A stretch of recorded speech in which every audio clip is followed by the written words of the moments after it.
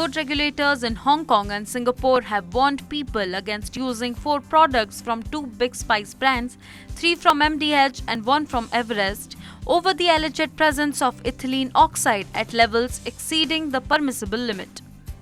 The International Agency for Research on Cancer has classified ethylene oxide as a Group 1 carcinogen. In a statement posted on its website on April 5th, the Centre for Food Safety, that is Hong Kong's Food Regulatory Authority, said that 3 spice products of MDH, that is Madras curry powder, sambar masala and curry powder, along with Everest fish curry masala, contain a pesticide, that is ethylene oxide. Both MDH and Everest Foods were yet to comment on the claims made by the food regulators.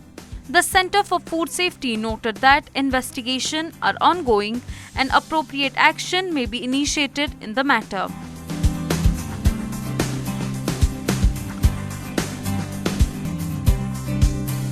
The Singapore Food Authority posted a release on its website on April 18th that said that it has directed the importer SP Muthia & Sons Pte Limited to recall the products. The SFA noted that ethylene oxide is not fit for consumption but is used to fumigate agricultural products to prevent microbial contamination.